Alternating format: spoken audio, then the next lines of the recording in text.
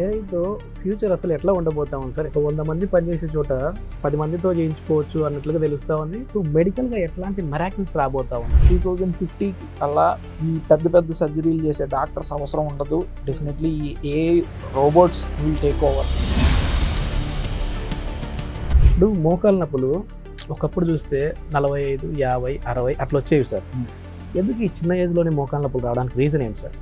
Exercise లేక, లేదంటే మన కన్జ్యూమ్ చేసే ఫుడ్లో కూడా షుగర్స్, ప్రిజర్వేటివ్స్ అన్నీ ఎక్కువ అవ్వడం వల్ల ఇది వచ్చేసేసి మనకు పిక్క కండరాలు పట్టేస్తూ ఉంటాయి. సో అది ఎందుకు జరుగుతుంది, అదేవిధంగా ఈ వీడియో ఎందుకు చేయాల్సిన పరిస్థితి వచ్చింది? సో దానికి one of the main reason అండి, ఒక 2-3 ఉంటాయి. ఈ రెండు one of the main reason అండి, ఈ లెగ్ క్రాంప్స్. కాలేజీలో చదువుకునేటప్పుడు ఎందుకు వచ్చానురా బాబు ఈ ఫీల్డ్కి, ఈ ఎంబీబీఎస్కి, ఈ ఆర్తోకి అని ఎప్పుడన్నా అనిపించిందా సార్? వాళ్ళ యొక్క లైఫ్ స్టైల్ చూస్తూ ఉంటే కొంచెం అప్పుడప్పుడు జెలస్ ఫీలింగ్ ఉండేది, త్వరగా సెటిల్ అయిపోయారేమని. ఈజీ గోల్స్ కన్నా I always feel difficult goals ఉండాలి.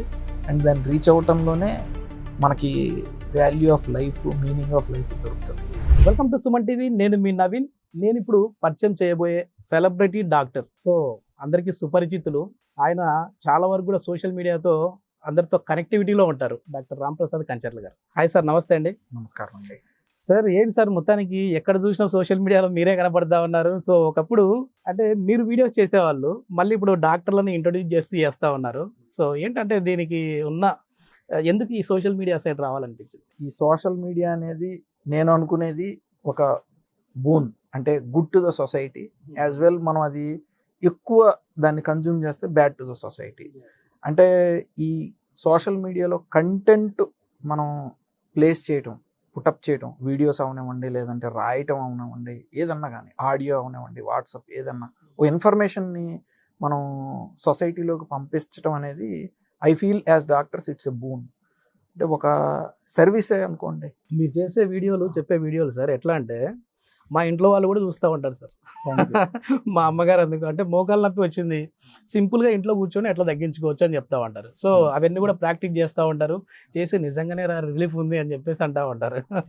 అది అలాగా వీడియోస్ చూసి వైద్యం జరుగుతుంది అలా అంటే వాళ్ళకి హెల్ప్ అవుతుంది అని అంటే మాకు కూడా రివర్స్లో అంతకన్నా సాటిస్ఫాక్షన్ ఇంకోటి ఉండదండి. డాక్టర్ రాంప్రసాద్ గారు అంటే అందరికీ తెలుసు, చాలా మంచి ఆర్థోపెడిక్ సర్జన్, గుంటూరులో ఉంటారు, ఏవన్ అమర్ హాస్పిటల్లో ఉంటారు అనేది తెలుసు.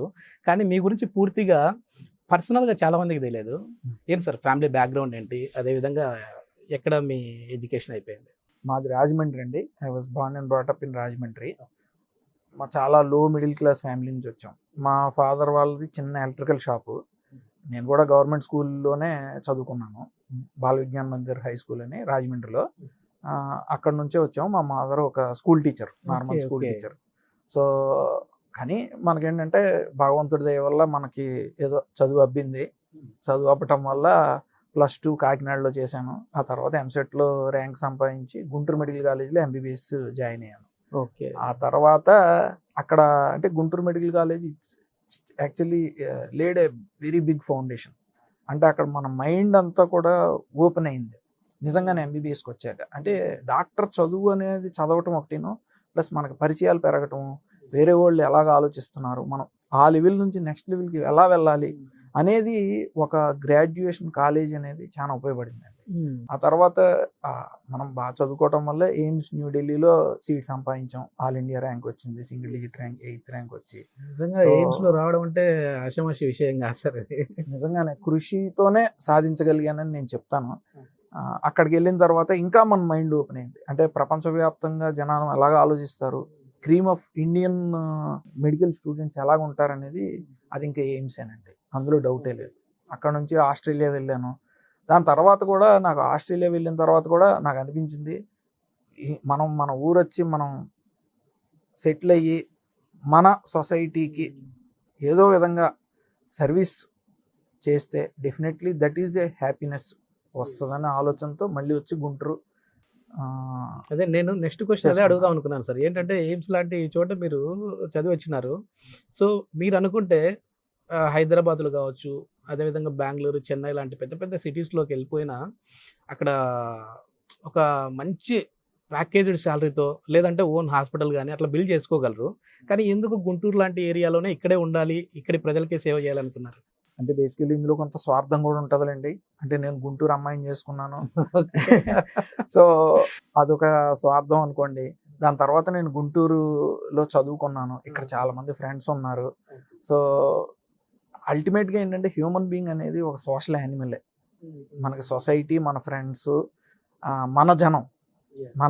ఈ మన అనేది మెట్రోపాలిటన్ సిటీస్లో అండ్ అంటే వెస్టర్న్ కల్చర్స్లోని ఇంకా అమెరికా, ఆస్ట్రేలియా వెళ్ళిపోయి ఉంటే ఆ మన అనేది చిన్నదైపోతుంది.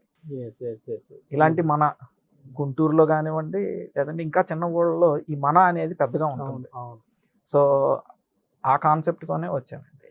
అండ్ మేబీ డబ్బులు ఎక్కువ సంపాదించవచ్చు వేరే పెద్ద సిటీల్లో ఉంటే, బాంబేలో ఉన్నా, హైదరాబాద్లో ఉన్నా. బట్ ఈ సంపాదనకి అనేది లిమిట్ ఉండదమ్మా. మనం ఎంత తీసుకున్నామని కాదు ప్రపంచం నుంచి.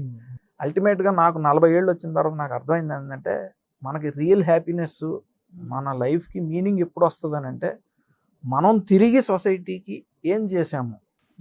అది మేబీ ఒక చిన్న ఆవగింజలో అరభాగమైనా సర్వీస్ అవ్వచ్చు. అది మేబీ అది చారిటీ అంటే డబ్బుల రూపేనా అవ్వచ్చు, లేదంటే మనం ఇప్పుడు చేస్తున్నాం సోషల్ మీడియాలో యూట్యూబ్ వీడియోస్ అవ్వచ్చు. ఇది ఇన్ఫర్మేషన్, ఎంత డబ్బులు పెడితే ఇన్ఫర్మేషన్ దొరుకుతుంది ఈ రోజుల్లో, genuine information, authentic information. So అది కూడా ఒక రకంగా మనం సొసైటీకి ఒక వాల్యూ ఇస్తున్నాం. అలాంటి నీడ్ అనేది మన గుంటూరులోనే ఉన్నది. మేబీ ఇప్పుడు హైదరాబాద్లో it is already saturated with good doctors. Already good doctors ఉన్నారు, పెద్ద పెద్ద వాళ్ళు ఉన్నారు. గురవారెడ్డి గారు కానివ్వండి, అఖిల్ దాడి గారు కానివ్వండి, ఇంకా చాలా మంది పెద్ద పెద్ద వాళ్ళు ఉన్నారు. సో గుంటూరులో మనం వాల్యూ ప్రొవైడ్ చేయగలము అని నాకు అనిపించింది. So that is the prime motto మన గుంటూరు వచ్చాం. రాంప్రసాద్ కంచర్ల గారు అంటే మా అబ్బాయి అన్నట్లు ఫీల్ అయిపోతా ఉన్నారు సార్ చాలా మంది కూడా. సో మీకు ఈ సోషల్ మీడియాలోకి వచ్చిన తర్వాత వీడియోస్ చేస్తున్నప్పుడు బెస్ట్ కాంప్లిమెంట్, మర్చిపోలేని కాంప్లిమెంట్ ఏమొచ్చిందండి? అంటే మీరు చూసుకున్నప్పుడు కావచ్చు, వేరే వాళ్ళు మీతో చెప్పినప్పుడు కావచ్చు. నాకు బెస్ట్ కాంప్లిమెంట్ ఎప్పుడు గుర్తుండదమ్మా. నాకు నెగిటివ్ కమెంట్సే గుర్తొస్తాయి. ఏమొచ్చింది సార్ నెగిటివ్? అంటే నాకు అనిపించింది, నేను చాలా మంది నెగిటివ్ కమెంట్స్ పెడతారు. నిజంగానే నేను నెగిటివ్ కమెంట్స్ని వరకు కూడా చదువుతాను, అన్ని comments, each and every comment చదువుతాను. అండ్ నాకు నచ్చిన నెగిటివ్ కమెంట్ ఏంటంటే, సార్ మీరు సోషల్ మీడియాలో బాగా మాట్లాడతారు, మేము పర్సనల్గా వచ్చినప్పుడు మీరు మాకు అంత టైం స్పెండ్ చేయలేరు అనేది ఇది చాలా మంది కమెంట్ చేస్తూ ఉంటారు. అది నాకు నిజంగానే హర్టింగ్గా అనిపిస్తుంది.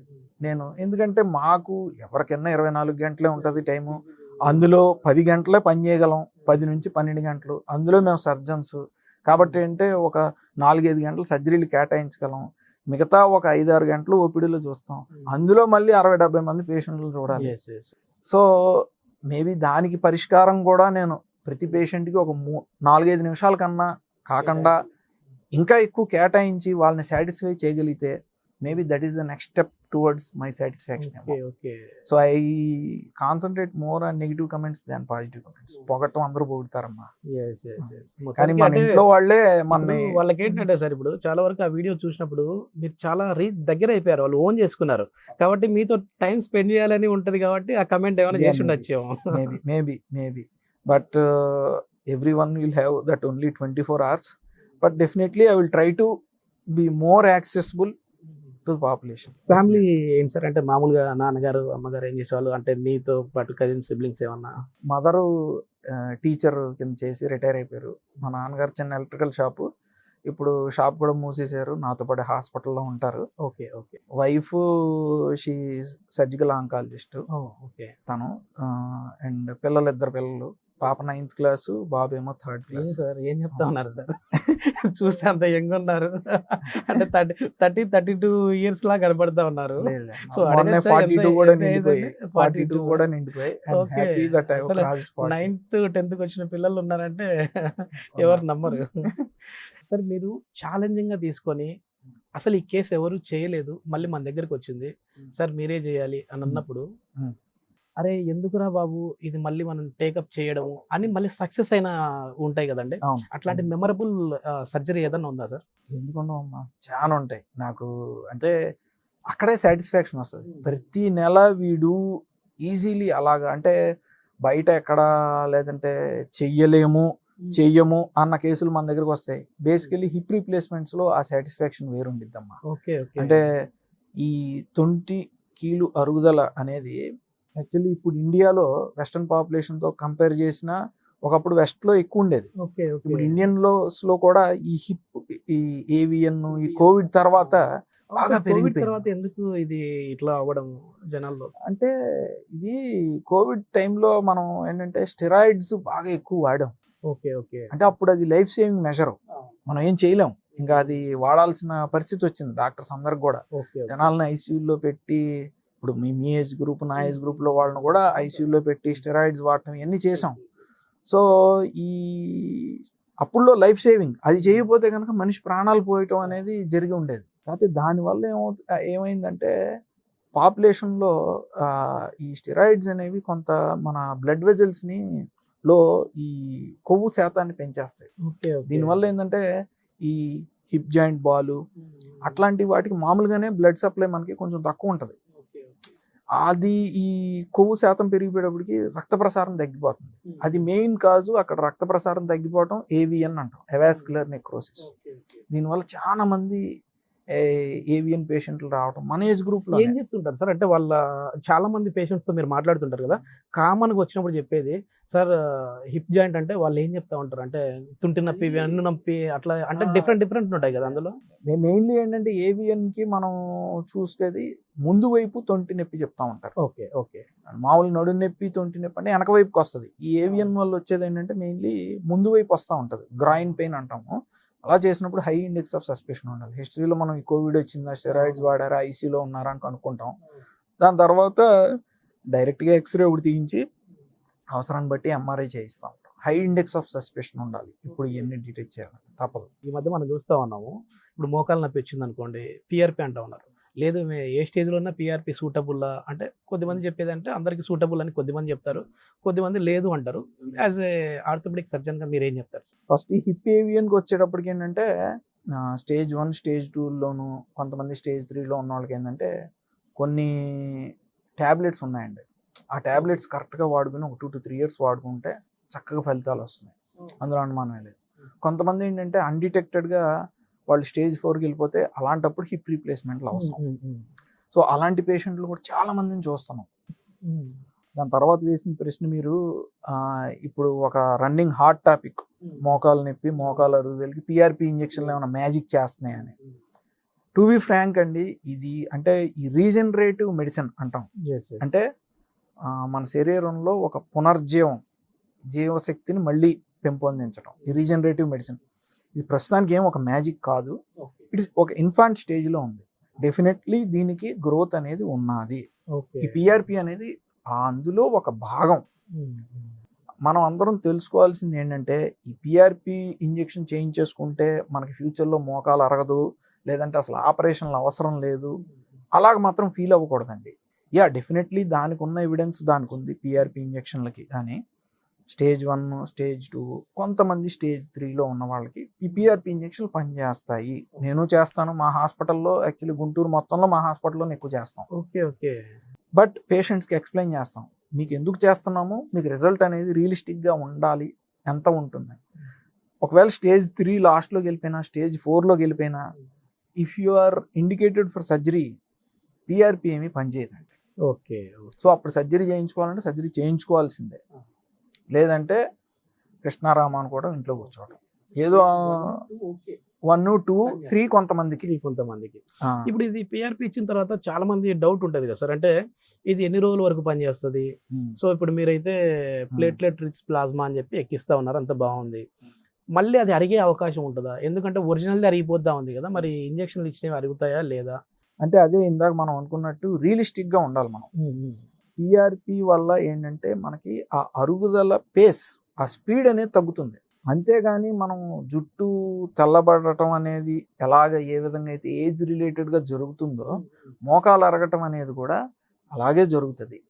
మనం తప్పించుకునే అవకాశం అయితే లేదు. తప్పించుకోవాలి అని అనుకుంటే దాంతో బతకడం నేర్చుకోవాలి.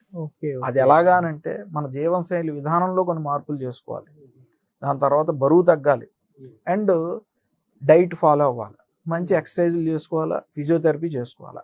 సో ఏంటంటే దీంతో బతకడం నేర్చుకోవాలి, అండ్ ప్రత్యామ్నాయ మార్గాలను మనం ఎత్తుక్కోవాలి. అంతే తప్పితే మనం ఒక చిన్న ఇంజెక్షన్తో మ్యాజిక్ జరుగుతుందని అనుకోవడం మాత్రం బోట.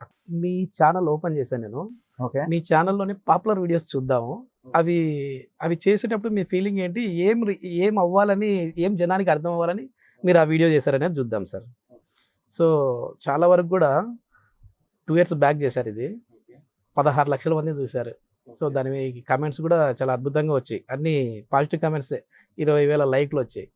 ఇది వచ్చేసేసి మనకు పిక్క కండరాలు పట్టేస్తూ ఉంటాయి. ప్రతి మనిషి లైఫ్లో మనం చూస్తూ ఉంటాం సార్. నిద్ర లేచిన వెంటనే ఒకసారిగా అట్లా అసలు కాలు పెట్టలేం.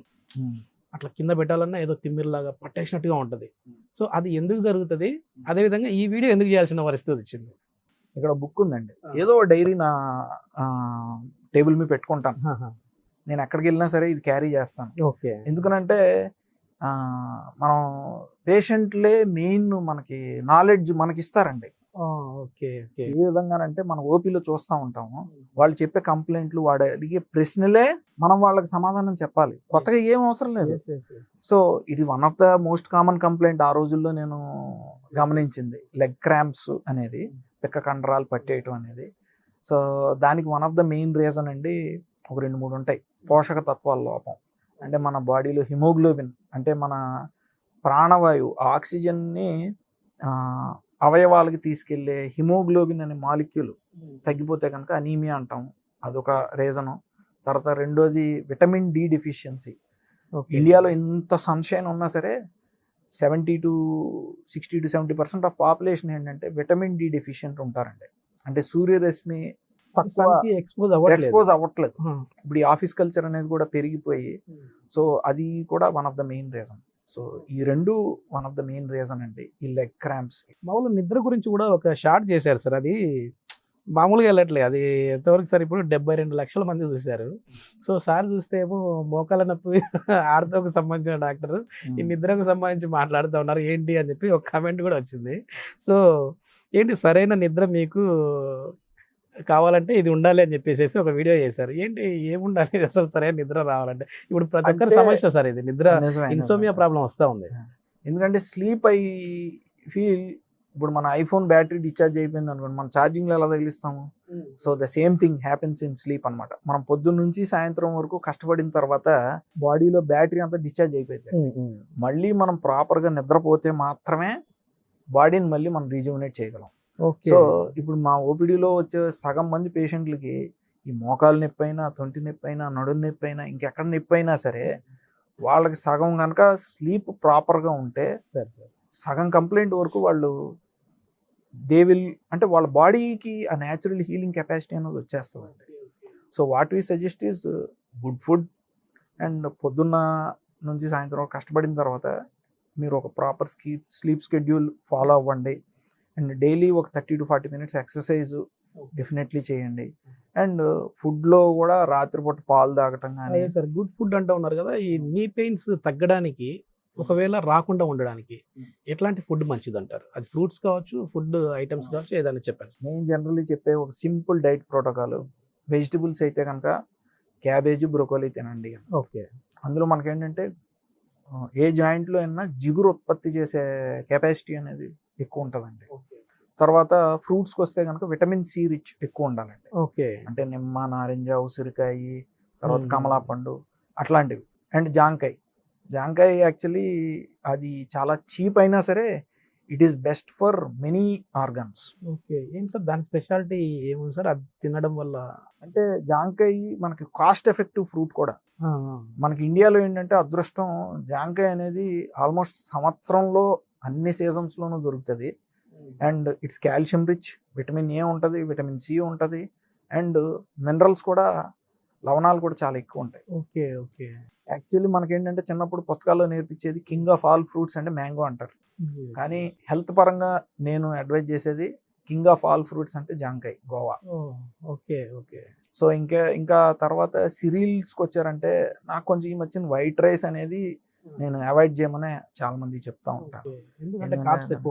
కార్బ్స్ ఎక్కువ ఉంటాయి అదొకటి. దాని తర్వాత ఇది రిఫైన్ చేసేస్తే కనుక ఆ గింజ పైన ఉన్న పొర ఉంటుంది కదా, ఆ పొర మొత్తం పోతుంది. అందులోనే యాక్చువల్లీ ఈ విటమిన్ బి కాంప్లెక్స్, విటమిన్స్ అన్నీ ఉంటాయి, హై ఫైబర్ ఉంటుంది. Okay okay. సో ఎవరు మోకాలు నొప్పితో వచ్చినా, అసలు ఏ కంప్లైంట్తో వచ్చినా సరే, గో ఫర్ బ్రౌన్ రైస్ కానీ, రాగి సంకటి కానీ, జొన్న అట్లాంటివి తీసుకోమని చెప్తాను. So that they are calcium rich, మనకి ఫైబర్ అనేది ఎక్కువ ఉంటుంది. ఈ ఫైబర్ అనేది లేకపోవడం వల్ల ఈ కాన్స్టిపేషన్, మలబద్ధక సమస్యలు కూడా ఎక్కువైపోతా ఉన్నాయి సార్. ఈ మలబద్ధకానికి మనకి జాయింట్ పెయిన్స్ కి, అంటే కేవలం మోకాలు నొప్పే కాదు, ఇతరత్ర జాయింట్ పెయిన్స్ కి, కీళ్ళ నొప్పులకి ఏమైనా రిలేషన్ ఉందా సార్? ఎందుకంటే ఇట్లాంటి వాళ్ళతో ఎక్కువ మనం ఈ మలబద్ధకం ఉన్న వాళ్ళలో ఈ పెయిన్ చూస్తూ ఉంటాం. అంటే బాడీ ఒక ఇన్ఫ్లమేషన్ బాడీ, అంటే వాతం వచ్చే బాడీలో ఇవన్నీ కంప్లైంట్స్ చూస్తామండి. జాయింట్ పెయిన్స్, స్థూలకాయం, కాన్స్టిపేషను అలాగా. సో ఇవన్నీ కూడా ఒకదానికొకటి లింక్డే, కానీ దీనివల్ల ఇది వస్తుంది, దీనివల్ల ఇది వస్తుంది అని చెప్పడం కష్టం. Okay okay. అట్లా ఏమన్నది అతనికి టాక్సిన్స్ అనేటివి వెళ్ళిపోవాలి. టాక్సిన్స్ అనేవి బయటికి వెళ్ళిపోవాలి. మన బాడీలో చేరి మన బాడీలో ఒక రకమైన ఇన్ఫ్లమేషన్ చేరుతున్నాయి అనుకోండి, అది మనకి బ్యాడ్. ఇలాగే నాన్ స్పెసిఫిక్గా వస్తాయి సిమ్టమ్స్. డయాబెటిక్ ఉన్న వాళ్ళలో చాలా వరకు ఈ ఫ్రోజన్ షోల్డర్ పెయిన్ మనం చూస్తూ ఉంటాం కదా సార్, అది ఎందుకు సార్? అది యాక్చువల్లీ ఇది చాలా మంచి పాయింట్ అమ్మా. ఎందుకంటే మేము ఫ్రోజన్ షోల్డర్ కోసం మా దగ్గరికి వచ్చినప్పుడు వాళ్ళకి టెస్టులు చేయిస్తే కనుక వాళ్ళకి డయాబెటీస్ బయటపడతా ఉంటుంది. ఒకప్పుడు అసలు ఐ ప్రాబ్లం వచ్చిందంటే డయాబెటిక్ ఉందేమో అని అనుకునే వాళ్ళు. సో ఇప్పుడు ఫ్రోజన్ షోల్డర్ కూడా అంతే. మెయిన్లీ ఏంటంటే డయాబెటిక్స్ లో ఈ హై షుగర్ బ్లడ్ లో ఎక్కువైతే ఏమవుతుందంటే అది మనకి టిష్యూస్, కణజాలంలో ఈ గ్లూకోజ్ అనేది డిపాజిట్ అయిపోతుంది. అప్పుడు మనకి ఫ్లెక్సిబుల్ గా ఉండాల్సిన టిష్యూస్, ఇప్పుడు ఈ గుడ్డ చూడండి ఇలా ఫ్లెక్సిబుల్ గా ఉంది, మెత్తగా ఉంది, అట్లా ఉండదు, అప్పడం తయారైనట్టు తయారైపోతుంది. సో మెయిన్లీ ఈ షోల్డర్ జాయింట్ కూడా ఏంటంటే ఇది ఫస్ట్ ఎఫెక్ట్ అవుతుంది.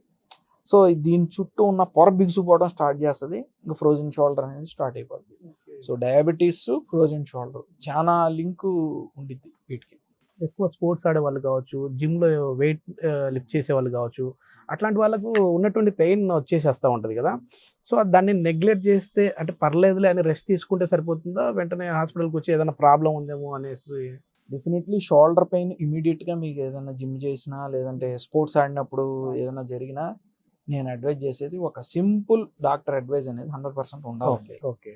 ఇమీడియట్గా మీరు పెయిన్ కిల్లర్ ఏదైనా తీసుకున్నా పర్వాలేదు, కానీ 100% డాక్టర్ అడ్వైజ్ ఉండాలి. పెయిన్ కిల్లర్లో సేఫెస్ట్ ఏంటి సార్? ఎందుకంటే కోవిడ్ తర్వాత చాలా మంది ఇంటికి ఒక డాక్టర్ ఉన్నారు ఇప్పుడు.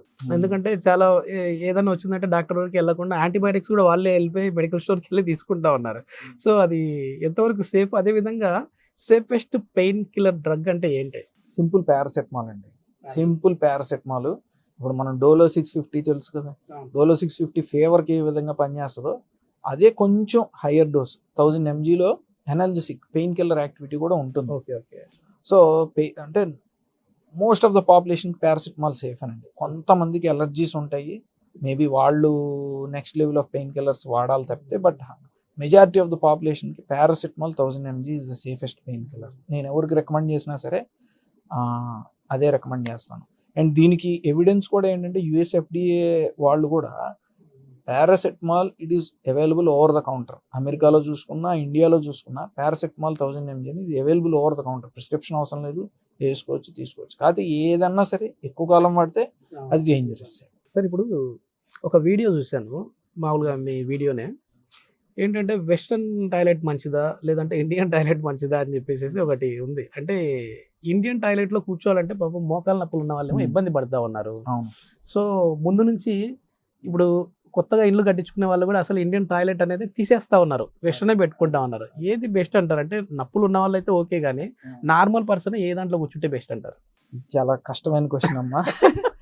యాక్చువల్లీ అయితే మోకాళ్ళ నొప్పులు ఉన్నాయి, మోకాళ్ళ అరుగుదలకి గురవుతుంది అని అనుకుంటే complete no to Indian toilet. అసలు 100% ఇందులో డౌటే లేదు. ఎందుకంటే మోకాల్ని మనం 90 degrees కన్నా ఎక్కువ ఉంచుతున్నాం, ఇలా 90 కాకుండా ఇలా 90 degrees కన్నా ఎక్కువ ఉంచుతున్నాం. అది ఆబ్వియస్లీ మోకాల మీద స్ట్రెయిన్ ఎక్కువ ఉంటుంది. సో మనం ఒకవేళ 35-40 years దాటాక డెఫినెట్లీ వాళ్ళ ఇంట్లో పెద్దోళ్ళు ఉంటారు, మనం కూడా 35-40 years దాటాక మోకాళ్ళ నొప్పులు అనేవి స్టార్ట్ అవుతున్నాయి అందరు చాలా మందికి. సో అలాంటప్పుడు వెస్టర్న్ టాయిలెట్ అనేది కట్టించుకోవడమే బెటరు. కాకపోతే ఇండియన్ టాయిలెట్లో కూడా ఇట్ హ్యాస్ ఇట్స్ అడ్వాంటేజెస్. అంటే ఎప్పటి నుంచో ఉన్నది ఇది వాళ్ళ మనం స్టార్ట్ చేసింది ఏం కాదు. ఇండస్ వ్యాలీ సివిలైజేషన్ దగ్గర నుంచి కూడా ఇండియన్ టాయిలెట్ స్టైల్ ఉన్నది. అంటే maybe it is good for other systems, అంటే మన గట్ కానీ హార్ట్కి కానీ ఈ అన్నిటికీ కూడా ఇట్ ఈస్ గుడ్ అని అంటారు. మలాసన్ అనే ఒక ఆసనం కూడా ఉంది ఉంటుంది.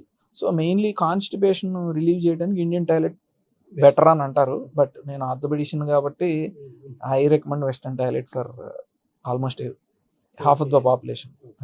ఇప్పుడు మోకాలు నొప్పులు ఒకప్పుడు చూస్తే 45, 50, 60 అట్లా వచ్చేవి సార్.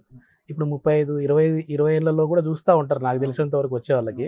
ఎందుకు ఈ చిన్న ఏజ్లోనే మోకాలు నొప్పులు రావడానికి రీజన్ ఏంటి సార్? మెయిన్ ఫ్యాక్టర్ ఇప్పుడు మనం ఇందాక డిస్కస్ చేసినట్టు ఒబేసిటీ ఒకటి, స్థూలకాయం. ఈ ఆఫీస్ కల్చర్ ఒకటి పెరిగిపోయిన తర్వాత ఈ కోవిడ్ తర్వాత మనం ఈ వర్క్ ఫ్రమ్ హోమ్ పెరిగిపోవటం, ఈ మన కల్చర్లో ఏంటంటే కూర్చుని తినటం అలవాటైపోయింది. అండ్ ప్రాపర్ ఎక్సర్సైజ్ లేక, లేదంటే మన కన్జ్యూమ్ చేసే ఫుడ్లో కూడా షుగర్స్, ప్రిజర్వేటివ్స్ అన్నీ ఎక్కువ అవ్వడం వల్ల what I feel is over weight. మనం ఉండాల్సిన దానికన్నా అధిక బరువు ఉండి మన యాక్టివిటీ తక్కువ ఉంటే డెఫినెట్లీ మోకాళ్ళ నొప్పులు వస్తాయండి. మీరు తప్పించుకునే అవకాశమే లేదు, అవకాశం లేదు. And another thing is sun exposure తగ్గిపోవడంతో మనకు ఆబ్వియస్లీ విటమిన్ డి తగ్గిపోద్ది. విటమిన్ డి తగ్గిపోతే that is one of the main reason for knee pains, మోకాళ్ళ నొప్పి రావడానికి. సో ఈ రెండు మెయిన్ అండి.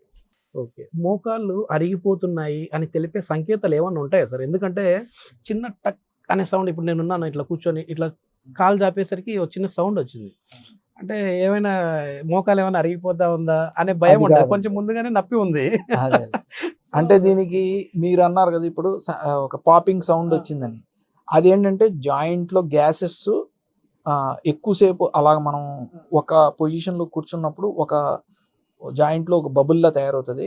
అది మనం జాయింట్ని మనం మళ్ళీ కదిపినప్పుడు టక్ మన బబుల్ బ్రేక్ అవుతుంది. అంతేగాని అది భయపడాల్సిన పని ఎప్పుడూ ఉండదు. ఒక్కొక్కసారి ఈ జాయింట్లో సౌండ్స్ రావటం అనేది పెయిన్తో కనుక స్టార్ట్ అయితే, పెయిన్తో కూడా ఉంటే కనుక డెఫినెట్లీ ఒక మోకాలు అరుగుతుందేమో అనే అనుమానం రావాలి. ఇప్పుడు ఆస్టియో ఆర్థరైటిస్ ఇది ఉన్న వాళ్ళకి చాలా కష్టము అది ఇది అని కొంచెం అంటే ఈ టర్మినాలజీ వాడుతూ ఉంటారు కదా. అసలు ఈ ఆస్టియో ఆర్థరైటిస్ అంటే ఏంటి, ఎలాంటి వాళ్ళలో వస్తూ ఉంటుంది, అసలు మోకాల్లో గుజ్జు ఎందుకు పెరుగుతూ ఉంది, దీని గురించి మాట్లాడదాం. అంటే మోస్ట్లీ ఆస్టియో ఆర్థరైటిస్ అంటే ఏంటంటే ఇది ఏజ్ రిలేటెడ్. చిన్న వాళ్ళకి చాలా తక్కువ అండి. చిన్న వాళ్ళలో చూసేది మనం ఇందాక అనుకున్నట్టు ఓవర్ వెయిట్ వల్ల కొంచెం పటెల్ల మోచెప్ప వెనకాల డీజనరేటివ్ చేంజెస్ అంటాం, అది వేరు కాండ్రోమలేషియా అంటాం. అది జనరల్లీ అక్కడ వస్తుంది. ఈ ఆస్టియో ఆర్థరైటిస్ అనేది 45, 50 దాటాక మోకాల్లో జిగురు అరిగిపోవటం అనేది తగ్గిపోవటం అనేది చూస్తూ ఉంటాం.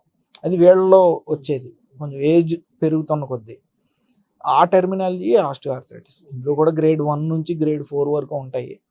సో దాన్ని బట్టి మనం ట్రీట్మెంట్ ప్రోటోకాల్స్ అనేవి చేస్తూ ఉంటాం. ఈ మోకాళ్ళలో గుజ్జు అరిగిపోయేదానికి కొద్దిమంది మామూలుగా న్యాచురోపతికి సంబంధించిన వారు కావచ్చు, డైటీషియనిస్ట్ కావచ్చు, కొన్ని రకాల గుజ్జును ఉత్పత్తి చేసే ఫుడ్స్ చెప్తా ఉంటారు. ఉదాహరణకు వచ్చేసేసి ఈ బెండకాయ లాంటివి, ఇవి తిన్నారంటే మీకు జిగురు వస్తుంది, కాళ్ళల్లో కూడా కొంచెం స్ట్రెంత్ వస్తుంది. ఉంటుంది. ఎందుకంటే మనం ఇందాక కూడా అనుకున్నాము కొన్ని వెజిటబుల్స్లో క్యాబేజీ, బ్రోకోలీ, బెండకాయలు ఇవన్నీ ఏంటంటే సల్ఫర్ F1 కాంపౌండ్స్ అని ఉంటాయండి. అవేంటంటే న్యాచురల్ గా మన బాడీలో మన జాయింట్స్ లో ఫ్లూయిడ్ ని, గ్లూకోజ్ మైన స్ట్రక్చర్ ని కొంతవరకు పెంచుతాయి. సో పట్టే అవకాశం ఉంటుంది. మెంతులు, తర్వాత మహాబేర గింజలు ఇట్లాంటివి ఉన్నాయి, నేచురోపతిలో కూడా ఉన్నాయి. బట్ అవి ట్రీట్మెంట్ కాదండి, దేనికి కూడా అది ట్రీట్మెంట్ కాదు. మేబీ అవకాశం ఉంటుంది. సో మా వీడియోలు మా యూట్యూబ్ ఛానల్లో కూడా నేను చాలా పెడతాను. ఈ న్యాచురోపతి ఇది, తర్వాత మెంతులని, మహాబేర గింజలు నానేసుకుని అవి తాగండి అని.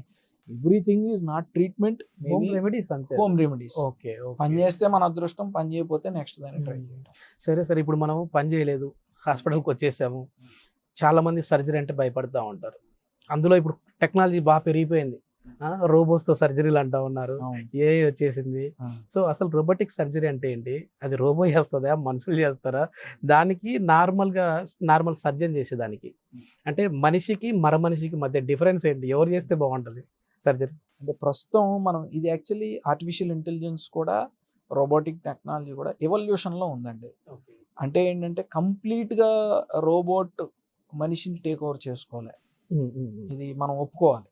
ఇంకా యాజ్ ఆఫ్ నో, మేబీ ఒక 20-30 సంవత్సరాల తర్వాత డాక్టర్స్తో పని ఉండదేమో, అది నాకు తెలియదు కానీ, బట్ యాజ్ ఆఫ్ నౌ ఈ రోబోటిక్, ఆర్టిఫిషియల్ ఇంటెలిజెన్స్ ఇదంతా ఏంటంటే ఒక డాక్టర్ అంటే ఒక మనిషి చేసే పనిని ఇంకా ఉపయోగపడుతుంది. ఓకే. సో ఏంటంటే ఇక్కడ ఈ రోబోటిక్ టెక్నాలజీతో మనం నీ రీప్లేస్మెంట్ అనేది మనం డిస్కస్ చేసాం అనుకోండి. ఉదాహరణకి ఇందులో ఏం జరుగుతుందంటే బేసిక్ సర్జికల్ ఇన్సిషన్ మనమే ఇవ్వాలి, డిసెక్షన్ మనమే చేయాలి, అంటే డాక్టర్ చేయాలి.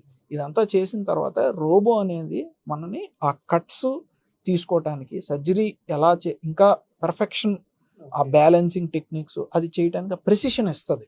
పర్ఫెక్ట్ ఎంత కట్ అవ్వాలో అంత కట్ అవ్వడానికి మనకు ప్రెసిషన్ ఇస్తుంది. మనం ఏదన్నా ఒకవేళ డాక్టర్ ఎక్కడన్నా తప్పు వెళ్తున్నా సరే అది ఆఫ్ చేస్తుంది. సో ఇట్ ఈస్ ఆల్ ఖచ్చితత్వాన్ని మనకి తెలియజేయడానికి రోబోటిక్ టెక్నాలజీ అనేది ఉంది. It is not to replace it. డాక్టర్ని కంప్లీట్గా పక్కకు తోసేసి పేషెంట్ని హ్యాండిల్ చేయడానికి కాదు. And as of now doctor ఉండి ఆ ప్రెసిషన్ని మనం రోబోట్ ఇచ్చే ప్రెసిషన్ని మనం యూజ్ చేసుకుంటే డెఫినెట్లీ పేషెంట్స్కి ఇంకా మెరుగైన రిజల్ట్స్ ఇవ్వడానికి అవకాశం ఉంటుంది. ఏదో ఫ్యూచర్ అసలు ఎట్లా ఉండబోతాం సార్? ఎందుకంటే అసలు ఒక 100 మంది పనిచేసే చోట 10 మందితో చేయించుకోవచ్చు అన్నట్లుగా తెలుస్తా ఉంది. అదేవిధంగా మీరు చెప్పిన దాని ప్రకారం అంటే మెడికల్గా మాట్లాడతాం మనం. సో మెడికల్గా ఎట్లాంటి మెరాకిల్స్ రాబోతా ఉన్నాయి? డెఫినెట్లీ నేను మొన్న నేను ఏదో వెకేషన్కి వెళ్తే బుక్స్ చదువుతానండి. ఈ future trends in health care అందులో ఏంటంటే ఈ artificial intelligence definitely it is going to play big role. అంటే ఇప్పుడు ఏ చాట్ బాట్స్ అని అంటున్నాము, ఇవి ఏంటంటే పేషెంట్ గూగుల్లో ఇప్పుడు ఎతుక్కుని కంప్లైంట్స్ని పెడితే కనుక కొన్ని చాట్ బాట్స్ ద్వారా ఏంటంటే అవి మనకి ఏ కంప్లైంట్ ఏ డాక్టర్ దగ్గరికి వెళ్ళాలి, మీ కంప్లైంట్కి ఒక డీసెంట్ డయాగ్నోసిస్ ఇలా ఉండొచ్చు అని మనకి ఆ ఆర్టిఫిషియల్ ఇంటెలిజెన్స్ చెప్తుంది. మేబీ దానివల్ల ఏంటంటే మిస్డయాగ్నోసిస్లు తగ్గచ్చు, తప్పు డయాగ్నోసిస్లు తగ్గచ్చు, అండ్ వాళ్ళు కరెక్ట్ ట్రీట్మెంట్ తీసుకునే అవకాశం ఉంటుంది. అండ్ ఎలాన్ మస్క్ గారు రీసెంట్గా ఒక స్టేట్మెంట్ కూడా రిలీజ్ చేశారు. ఒక 2050కి అలా ఈ పెద్ద సర్జరీలు చేసే డాక్టర్స్ అవసరం ఉండదు, డెఫినెట్లీ ఈ ఏ రోబోట్స్ విల్ టేక్ ఓవర్ అని. బట్ స్టిల్ నా పర్సనల్ బిలీఫ్ కూడా అదే, అండ్ నేను కోరుకునేది కూడా అదే. యాజ్ ఎ డాక్టర్ ఏంటంటే ఆ హ్యూమన్ ఎమోషన్ మనం పేషెంట్కి ఇవ్వగలం, అది రోబోట్ ఇవ్వలేదండి. అంటే వాళ్ళ పేషెంట్ యొక్క బాధని doctor as a human being అర్థం చేసుకోగలడు, కానీ రోబోట్ అర్థం చేసుకోలేదు. నిజమే, మనం ఒక వీడియో చూశాను. అంటే అది రియల్ ఫేక్ అనేది అయితే పెద్ద ఐడియా లేదు, కానీ ఒక రోబో వెళ్ళిపోయింది పేషెంట్ దగ్గర, మాట్లాడుతుంది, ట్రీట్మెంట్ చేస్తుంది, ఓకే నీకు ఈ ప్రాబ్లం ఉంది, నీ రిపోర్ట్స్ ఇవి అని చెప్తుంది. సార్ ఇప్పుడు ఉదాహరణకి నేనే ఇప్పుడు వచ్చేసేసి గూగుల్ జెమిని ఓపెన్ చేశాను. జస్ట్ నేను ఒక క్వశ్చన్ అడుగుతాను, దానికి ఆన్సర్ ఇది ఏం చెప్తుంది, అది నిజమా కాదో మీరు చెప్పండి. తప్పకుండా. సో ఇప్పుడు గూగుల్ జెమినీలో ఒక వాయిస్ అనేది నేను అడుగుతా ఉన్నాను, రోబో ఏం చెప్తాదో చూద్దాం. అంటే ఇది సంథింగ్ ఏం చెప్తాదో చూద్దాం. Hi Gemini. హాయ్, ఎలా ఉన్నారు? ఇప్పుడు ఒక ఆర్థోపెడిక్ సర్జన్ దగ్గరికి వచ్చాను.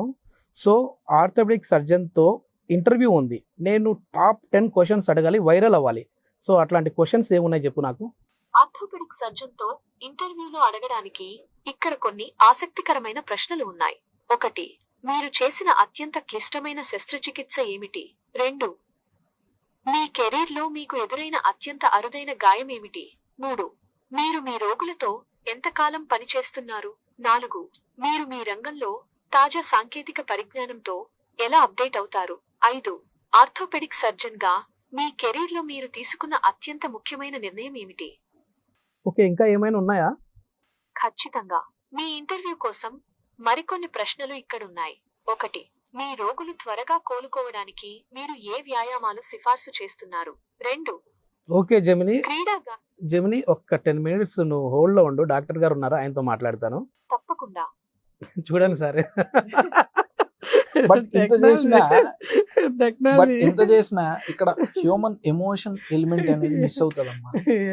మనకంటే మనం వీఆర్ హార్డ్వైర్డ్.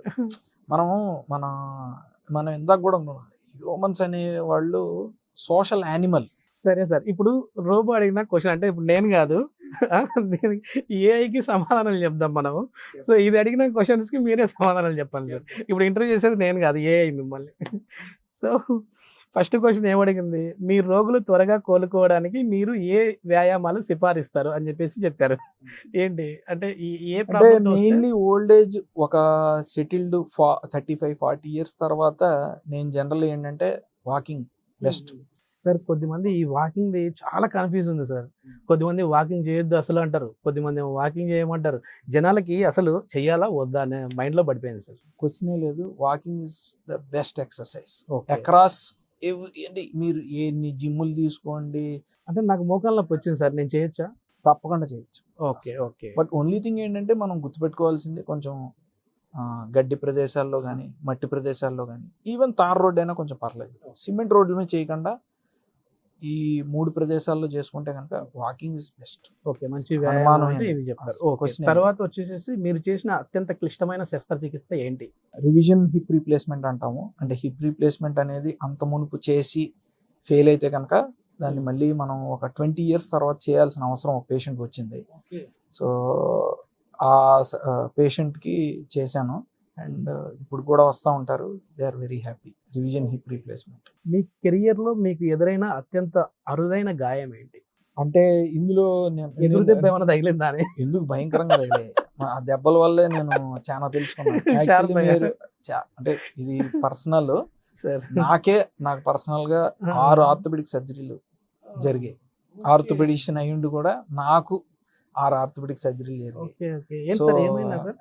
ఇది నేను చిన్నప్పుడు షటిల్ ఆడుతున్నప్పుడు ఇక్కడ థంబ్ గాయమైందండి. ఇక్కడ స్టీనర్స్ లెజన్ అని లెగమెంట్ ఇంజరీ అయింది.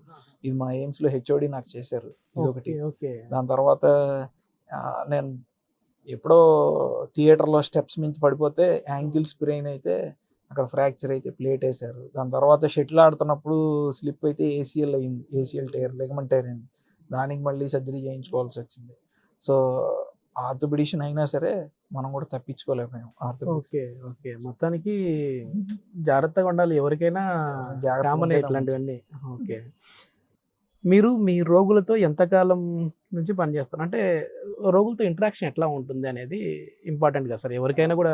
మనం మీ ఇంటర్వ్యూలో, పర్సనల్ ఇంటర్వ్యూలో కూడా ఇందాక వచ్చింది, చాలా ఎక్కువ టైం మీతో స్పెండ్ చేయాలనుకుంటారు. కానీ మీరేమో టైం అంత ఉండదు, 10-12 గంటల కంటే ఎక్కువ టైం స్పెండ్ చేయలేము మన వర్క్ల మీద, సర్జరీలు ఉంటాయి. సో దానికి ఆన్సర్ వచ్చేసింది. మీరు మీ రంగంలో తాజా సాంకేతిక పరిజ్ఞానంతో ఎలా అప్డేట్ అవుతారు? మీ డిజిటల్ మార్కెటింగ్, యూట్యూబ్, దాని తర్వాత Already అవుతున్నారు. అవుతున్నాము. అండ్ రోబోటిక్స్ ఈ నెలలో ఏంటంటే we have taken a robot knee replacement కోసం గుంటూరులో ఇప్పుడు రోబోటిక్ సర్జన్ కూడా ఇంకా మీరు Available. మీరే ఒకరే ఉంటారేమో ఇప్పుడు స్టార్టింగ్ తెస్తే? లేదండి, ఉన్నారా already? ఒకళ్ళిద్దరి దగ్గర ఓకే ఉన్నారు. Okay. So we will introduce robotic knee replacements this month. ఈ నెల నుంచి మన హాస్పిటల్లో ఏంటంటే రోబోటిక్ నీ రీప్లేస్మెంట్లు కూడా ఇంట్రడ్యూస్ చేస్తున్నాము. So and I read books నాకు ఏ డౌట్ వచ్చినా సరే బుక్స్ తెరుస్తాను, దాని గురించి సంబంధించింది బుక్స్ చదువుతాను. సో ఐ ఫీల్ బుక్స్ ఈ రోజుకి కూడా they are god of knowledge. Okay. A వచ్చింది కదా సార్, ఏని అడిగితే అన్ని చెప్తా ఉంది. లేదండి, ఇప్పటికి కూడా బుక్సే Yes, అది మనకి చదివితే ఇక్కడ ఉండిపోతుంది సార్, ఎక్కడ ఉండిపోతుంది. మెయిన్ అది. ఆర్థోపెడిక్ సర్జన్ గా మీ కెరియర్ లో మీరు తీసుకున్న అత్యంత కీలకమైన నిర్ణయం ఏంటి? మేబీ అంటే నేను నా ప్రాక్టీస్ పెరగటానికి అయినా సరే కొంచెం ధైర్యంగా ఏంటంటే మేము చాలా మిడిల్ క్లాస్ ఫ్యామిలీ నుంచి వచ్చిన వాళ్ళం కాబట్టి పెద్ద హాస్పిటల్ తీసుకోవటానికి కానీ ఇవన్నిటికీ చాలా సంకోచిస్తాం. ఎందుకంటే నా దగ్గర క్యాపిటల్ ఏమీ లేదు, నా బుర్ర నా శరీరం తప్పితే నాకంటూ ఇన్వెస్ట్మెంట్ క్యాపిటల్ ఏమీ లేవండి. సో పెద్ద ఆయన డాక్టర్ అమర్నాథ్ గారు ఆయన హాస్పిటల్ లీజ్కి ఇస్తానంటే నేను ఫస్ట్లో చాలా సంకోచం వ్యక్తం చేశాను. బట్ 2019-20లో I took up his hospital, అంటే వాళ్ళ హాస్పిటల్ టేక్ ఓవర్ చేసాం. సో అది చేసిన తర్వాత నాకు నిజంగా అంటే ఒక పేషెంట్స్కి సర్వీస్ చేసే ఆపర్చునిటీ అనేది చాలా ఒక నెక్స్ట్ లెవెల్కి వెళ్ళిపోయింది. సో భగవంతుడి దయ వల్ల ఇప్పుడు ఆ గ్రోత్ ఫేజ్లో ఉన్నాము and we are upgrading to another 50-bed hospital. క్రీడా గాయాల కంటే ఈ స్పోర్ట్స్ ఇంజురీస్ కి సంబంధించి మీరు ఏమైనా శస్త్రచికిత్సలు చేస్తారా సార్ ఇక్కడ సర్జరీస్? స్పోర్ట్స్ ఇంజరీస్ జనరల్ ఏంటంటే మన షోల్డర్ జాయింట్ లో చూస్తూ ఉంటాం, షోల్డర్ డిస్లొకేషన్స్. అట్లాగే మోకాల్లో ఏంటంటే ఏసీఎల్, పీసీఎల్ లెగ్మెంట్ టైర్స్ చేస్తూ ఉంటాం. ఇవన్నీ కూడా ఏంటంటే ఒకప్పుడు ఓపెన్ చేసి చేసేవాళ్ళం, ఇప్పుడు ఆర్థ్రోస్కోపీ కెమెరా ద్వారా చేయడం జరుగుతుంది. So at our hospital we provide best solutions for them as well. Okay sir, మళ్ళీ ఇప్పుడు ఈ ఏఐ ప్రశ్నలు కాకుండా మనం పర్సనల్గా తీసుకుందాము. సో సార్, ఇంతవరకు మీరు మామూలుగా ఇటు సైడ్ ఈ ఫీల్డ్కి రావడానికి రీజన్ ఏంటి, ఎట్లా ఇక్కడికి వచ్చిన తర్వాత ఏంటి మీ అనుభవం చెప్పారు. ఒకసారి మీ కాలేజ్ లైఫ్లోకి వెళ్ళిపోదాం సార్. సో మీరు ఒక ఎంబీబీఎస్ అయిపోయిన తర్వాత ఆర్థో సైడ్ రావాలని ఎందుకు అనిపించింది? ఎందుకంటే అసలు ఈ క్వశ్చన్ అడుగుతా ఉన్నాను, ఈ ఎముకలు ఇరిగిన అదంతా చూసిన బ్లడ్ ఈ చూస్తేనే కంగారు పడిపోతూ ఉంటాం, భయపడిపోతూ ఉంటాం. అసలు ఆర్థో సైడ్ రావాలనేది ఎందుకు రీజన్? అంత స్పెసిఫిక్ రీజన్ ఏం లేదమ్మా, ఫ్రాంక్ గా చెప్పాలంటే. అంటే నేనేదో మెలో డ్రామాటిక్ గా ఇలా జరిగింది అలా చెప్పదలుచుకోలేదు. అంటే ఎందుకంటే మా ఫ్యామిలీలో నేను ఫస్ట్ జనరేషన్ డాక్టర్. సో మనని పెద్ద గైడ్ చేయడానికి ఎవరు లేరు. అంటే ఇలా చేస్తే బాగుంటుంది నాన్న, ఇలా చేస్తే బాగుంటుంది అని గైడ్ చేయడానికి ఎవరు లేరు. ఒకటి మా ఫాదర్కి క్లోజ్ ఫ్రెండ్ డాక్టర్ జి అరవిందం గారని రాజమండ్రిలో ఉన్నారు. సో చిన్నప్పటి నుంచి అంకుల్ని చూస్తున్నాను. సో ఆయన సక్సెస్ఫుల్ ఆర్థోపెడిక్ సర్జన్ రాజమండ్రిలో. సో ఎంబీబీఎస్ అయిపోయిన తర్వాత ఏ బ్రాంచ్ తీసుకోవాలి అని అంటే ఆర్థోపెడిక్స్ అయితే బాగుంటుంది అని తెలిసింది. సో తీసుకున్నాను. సో ఇక్కడ ఏంటంటే సింపుల్ ప్రిన్సిపల్ ఏంటంటే తీసుకున్న తర్వాత దాన్ని మనం దాన్ని లైక్ చేయాలి, దానిలో వర్క్ చేయాలి. అది ఏ బ్రాంచ్ అయినా పర్లేదు, ఏ బ్రాంచ్ అయినా పర్లేదు. అందులో మనం ఎక్సెల్ అయితే కనుక డెఫినెట్లీ అది మనకు హ్యాపీనెస్ ఇస్తుంది. మనం సొసైటీకి కూడా వాల్యూ ఇవ్వగలం. ఈ బ్రాంచ్ గొప్ప, ఆ బ్రాంచ్ గొప్ప, అది ఏమీ లేదు. కార్డియాలజిస్ట్ మన బాడీలో అన్ని పార్ట్లు ఇంపార్టెంటే కదా. కాబట్టి అంటే నా వ్యక్తిత్వం ఏంటంటే డెసిషన్ తీసుకోవటం, ఆ డెసిషన్ ని రైట్ చేయటం. So decision should be made. Decision తీసుకునే ముందు ఇది రైట్ డెసిషనా, రాంగ్ డెసిషనా, ఇవన్నీ ఉండవు. డెసిషన్ తీసుకోవటం, దాన్ని రైట్ చేయటం. ఇప్పుడు మామూలుగా ప్రాక్టికల్స్ లాంటివి ఉంటాయి కదా సార్, అట్లా వెళ్ళినప్పుడు ఫస్ట్ లోనే అట్లా కోతలు కోయడము, ఇవి చేయడము అవన్నీ ఫస్ట్ ఇయర్ లోనా, సెకండ్ ఇయర్ లోనా? ఫస్ట్ ఇయర్ లోనే ఉంటాయి. ఫస్ట్ ఇయర్ లో అనాటమీలో ఉంటాయి. అది చూసినప్పుడు కొంచెం హార్డ్గా ఉంటది. అలవాటైపోతుంది. ఓకే, అలవాటైపోతుంది. మీ దగ్గర ఇక్కడికి వచ్చిన తర్వాత ఒక బోన్ చూశాను సార్. ఇది నిజమైన బోనేనా అండి? అది నిజమైన బోన్. ఇది నిజమైన బోనే. ఇది నిజమైన బోనే. ఓకే, అంటే ఇది నిజమైన బోనే. మేబీ ఎవరో ఒక వ్యక్తిది అయి ఉంటది. ఓకే, ఆ వ్యక్తి చనిపోయిన తర్వాత కూడా ఆ వ్యక్తి యొక్క మనం ఎముకల్ని చదువుకుని he's providing value. So we have to always respect this human being. ఎవరి దగ్గర నుంచి అయితే ఈ ఎముకల్ని మనం సేకరించామో ఇది ఇంకా మన నాలెడ్జ్కి ఉపయోగపడుతుంది అని అంటే ఆ వ్యక్తి యొక్క పవర్ ఇంకా ఈ సొసైటీలో ఉన్నది, ప్రపంచంలో ఉన్నది. బోన్ అనేది అసలు చాలా గట్టిది కదా సార్. అంటే మన బాడీలో గట్టి పన్ను తర్వాత బోను, అట్లాంటి బోను అరిగిపోతా ఉందంటే ఎందుకు అరిగిపోతా ఉంది సార్? అది మోకాలు చిప్ప కావచ్చు, ఇంకోటి కావచ్చు. ఇది న్యాచురల్ మెకానిజం అండి. ఇప్పుడు మన బాడీలో డీజనరేషన్ అంటే క్షీణత అనేది అది న్యాచురల్ మెకానిజం ద్వారా జరిగేదే. సో అదే విధంగా ఎముకలు అనేవి వయసు పెరిగే కొద్దీ పెళుసు బారతాయి. అండ్ లేడీస్లో ఏంటంటే ఈ మెనోపాజ్, ఈ సడన్ గా వాళ్ళకి ఏంటంటే ఆ ఓవరీస్, ఈస్ట్రోజన్స్ అనేవి తగ్గిపోవటం వల్ల లేడీస్లో ఎక్కువ చూస్తూ ఉంటాం జెంట్స్తో కంపేర్ చేస్తే. సో అది న్యాచురల్ మెకానిజం. దాన్ని మనం అడ్డుకోవాలి అని అంటే కొన్ని ప్రివెంటివ్ మెజర్స్ ఉంటాయి, నివారణ మార్గాలు, అండ్ దాంతో జీవించడం నేర్చుకోవాలి. That is how it is. కాలేజీలో చదువుకునేటప్పుడు ఎందుకు వచ్చానురా బాబు ఈ ఫీల్డ్కి, ఈ ఎంబీబీఎస్కి, ఈ ఆర్థోకి అని ఎప్పుడన్నా అనిపించిందా సార్? ఎప్పుడు అనిపించలేదు. బై గాడ్స్ గ్రేస్ ఎప్పుడు అనిపించలేదు. కష్టం అని అనిపించేది కానీ, ఎందుకంటే మనం మన ఫ్రెండ్స్, మా ఇంజనీరింగ్ లో మా ఫ్రెండ్స్ ఉండేవాళ్ళు, వాళ్ళ యొక్క లైఫ్ స్టైల్ చూస్తూ ఉంటే కొంచెం అప్పుడప్పుడు జెలస్ ఫీలింగ్ ఉండేది, త్వరగా సెటిల్ అయిపోయారేమో అని. But now after middle age అంటే 40 years తర్వాత I feel very happy that నేను ఈ ఫీల్డ్ తీసుకున్నానని. తర్వాత జీవితంలో ఒక పని ఎంత కష్టమైతే దాని తర్వాత అది సాధించిన తర్వాత అంతా మనకి హ్యాపీనెస్ ఇస్తుందమ్మా. సో ఈజీ గోల్స్ కన్నా I always feel difficult goals ఉండాలి. అండ్ దాన్ని రీచ్ అవటంలోనే మనకి value of life, meaning of life దొరుకుతుంది. సార్ లైఫ్ స్టైల్ అనేది చాలా చేంజ్ అయిపోతాం సార్ ఒకప్పటికి ఇప్పటికి. మీరు స్టార్టింగ్లో అంటే కెరియర్ మొదలు పెట్టేటప్పుడు కావచ్చు, లేదంటే మీ ఆర్థోకి సంబంధించి ఫస్ట్ స్టార్టింగ్ వచ్చినప్పుడు కావచ్చు, ఇప్పటికి కావచ్చు, అంటే పేషెంట్లు ఏ కాస్తో ఎక్కువ వస్తూ ఉన్నారు, ఇప్పుడు ఏ కాస్తో వస్తూ ఉన్నారు? ఈ యాక్సిడెంట్లు అనేవి ఎప్పుడూ ఉన్నాయి అండ్ పెరుగుతూనే ఉన్నాయి. ఈ అసలు మనం ఒకసారి హైవేలు, తర్వాత ఈ వెహికల్స్ ఇవన్నీ వచ్చిన తర్వాత అసలు యాక్సిడెంట్లు ఆపటం అనేది చాలా కష్టతరం అవుతుంది. మనకున్న రోడ్స్ కానీ ట్రాఫిక్ కానీ ఇది. దీంతో పాటు ఆర్థోపెడిక్స్లో ఏంటంటే మోకాలు నొప్పి, భుజం నొప్పి, తొంటి నొప్పి. సో ఇవన్నీ కూడా బాడీలో అరుగుదల క్షీణత వల్ల వచ్చినాయి. కానీ దాంతోపాటు ద మోస్ట్ కామన్ కంప్లైంట్స్ ఇవే, యాక్సిడెంట్స్, జాయింట్ పెయిన్స్. అండ్ ఇంకొంతమంది నేను గమనించింది ఈ మధ్యన రొమటాయిడ్ ఆర్థరైటిస్ ప్రివలెన్స్ కూడా, కీళ్లవాతం కూడా ఈ మధ్యన బాగా పెరుగుతుంది ఓకే. మన పాపులేషన్. ఒక మిత్ ఉంది సార్ కీళ్ళవాతంకి. మీరు పులుపు ఎక్కువ తింటే లేదంటే గోంగూర ఎక్కువ తింటే కీళ్ళవాతం వస్తుంది, అక్కడ జాయింట్స్ అని పట్టేస్తాయి అని అంటుంటారు కదా, అది నిజమేనా? ఏమైనా పులుపు పదార్థాలు తింటే? అట్లా ఏమి లేదమ్మా, మనకి ఈ డైట్ వల్ల వస్తుంది అని చెప్పలేము. బట్ ఏమవుతుందంటే diet is mostly some times మనకి కొంత జీన్స్ లో ఉంటది. ఈ వాతం అనేది జీన్స్ లో ఉంటది. ఏదన్నా ఒక పర్టికులర్ ఫుడ్ తిన్న తర్వాత లేదంటే ఎక్కడికైనా ఎక్స్పోజ్ అయిన తర్వాత, ఏదైనా గాలిలో దీనికి ఎక్స్పోజ్ అయిన తర్వాత సడన్గా మన జీన్స్ యాక్టివేట్ అయ్యి ఈ ఆటో ఇమ్యూనిటీని ట్రిగ్గర్ చేస్తాయి. బట్ దానివల్ల వచ్చింది అని అనుకోవటం కన్నా మనలో యాక్చువల్లీ ఒక ఇంట్రిన్సిక్గా జీన్స్ డిఫెక్ట్ ఉంది, అది ట్రిగ్గర్ చేసిందని అనుకోవాలి. Okay okay. సార్ మన ఇంటర్వ్యూ ముగించే ముందు సార్ మీ మోటో ఏంటి, మీ ఫైనల్ గోల్ ఏంటి? మనం ఇక్కడికి వచ్చినందుకు అంటే భగవంతుడి దయ వల్ల మనం ఒక 70 to 80 years బతుకుతే కనుక మన వచ్చినందుకు మన వాల్యూ టు ద సొసైటీ ఏదో ఒక ఇంత యాటమ్ అన్నా మనం వాల్యూ సమాజానికి వేస్తే నా లైఫ్ సార్థకం అయిపోయిందని అనుకుంటాం. ఎందుకంటే ఇంత అనంతకోటి విశ్వంలో మనం ఆవగింజలో అరభాగాన్ని మనం కూడా ఇంత వాల్యూ వేస్తే, అలాగ నువ్వు ఒక ఇంత, ఇతను ఒక ఇంత, ఇంకొకళ్ళు ఒక ఇంత, అలా వేస్తే ఈ హ్యూమన్ రేస్ అనేది ఎవల్యూషన్లోకి అలా వెళ్తూ ఉంటుంది, అలా తీసుకెళ్తూ ఉంటాం. ఇప్పుడు ఒక వీడియో స్క్రోల్ చేసేటప్పుడు నాకు కనపడింది సార్, ఏంటంటే మీరు ఇప్పుడు మాట్లాడేటప్పుడు నాకు అది గుర్తుకొచ్చింది. కొంచెం ఆధ్యాత్మికంగా కావచ్చు, దేవుని నమ్మకం పరంగా కావచ్చు, మీరు ఎక్కువ చేస్తూ ఉంటారు. సనాతన ధర్మాన్ని నమ్మే విధంగా కావచ్చు చేస్తూ ఉంటారు.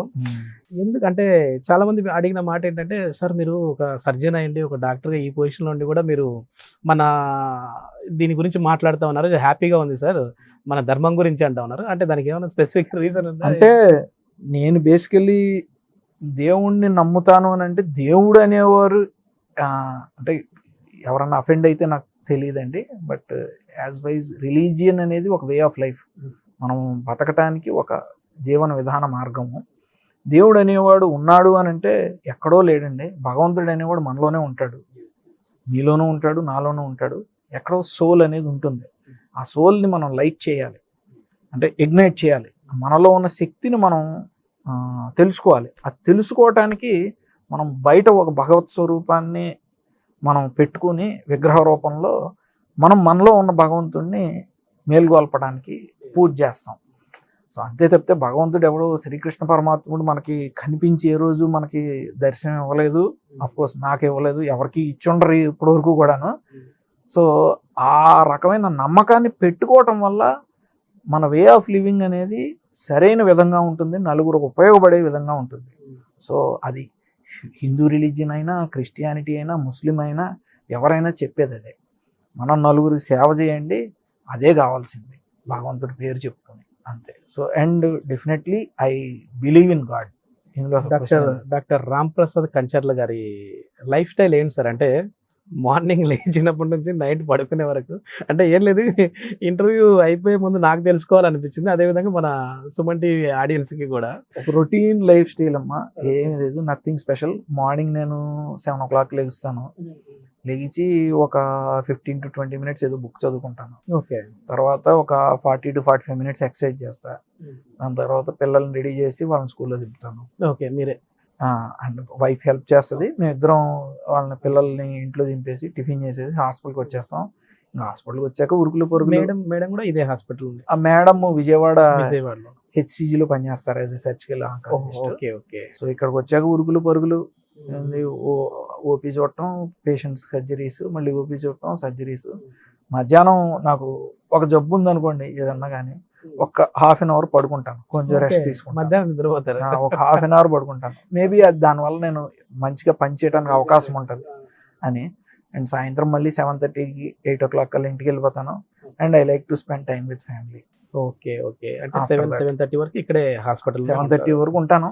ఇంకా తర్వాత ఐ విల్ లైట్ ఇంకా ఇంటికి వెళ్ళి మధ్యాహ్నం భోజనం Kids కి. ఎక్కడైనా సార్? ఇంకెక్కడే ఇంకా ఇంటికి వెళ్ళడం అనేది డాక్టర్స్ ఉండదు, అదే. ఆ ప్రివిలేజ్ అందరికి ఉండదు. Yes, yes. ఇది మొత్తానికి చాలా ఇంట్రెస్టింగ్ గా ఉంది సార్. నేను కూడా చాలా వరకు మీ వీడియోస్ చూస్తూ ఉంటాను. సో ఆ వీడియోస్ చూసేదానికి డైరెక్ట్ మీతో ఇంటర్వ్యూ చేసేదానికి అంటే మెయిన్గా సార్ ఇంటర్వ్యూలలో ఎట్లాగో అన్ని ట్రీట్మెంట్ గురించి టెక్నిక్స్ గురించి చెప్తా ఉంటారు కాబట్టి సార్తో అక్కడ చూసుకోవచ్చు ఆ వీడియోలన్నీ. ఈ ఇంటర్వ్యూ పర్సనల్ ఇంటర్వ్యూ చేద్దాం అనేసి నాకు అనిపించింది సార్, అందుకు చేశాను. ఫైనల్గా మన ఇంటర్వ్యూ ముగించే ముందుగా మా సుమన్ టీవీ ప్రేక్షకులకి హెల్దీగా ఉండాలంటే, హెల్దీ లైఫ్ ఉండాలంటే మన మోకాళ్ళు మనకి ఆర్థోకి సంబంధించి అన్ని భాగాలు బాగుండాలంటే ఏం చెప్తారండి? వెయిట్ లాస్ అండి అసలు 100% లైఫ్ స్టైల్ మెజర్స్ అనేవి చాలా ఇంపార్టెంట్ ఎవరికైనా సరే. అంటే నేను ఇందాక అనుకున్నట్టు ఒక మార్నింగ్ రిచువల్ అనేది ఉండాలి, ప్రాపర్ స్లీప్, తర్వాత లెగిసే టైం అనేది పర్ఫెక్ట్గా ఉండాలి, దాని తర్వాత మెడిటేషన్, ఎక్సర్సైజ్ మాత్రం కంపల్సరీగా ఒక 30 to 35 minutes minimum daily exercise, ఏదో ఒక ఎక్సర్సైజ్, వాకింగ్, రన్నింగ్, జాగింగ్, అసలు సింపుల్ వెయిట్స్ ఏదన్నా సరే.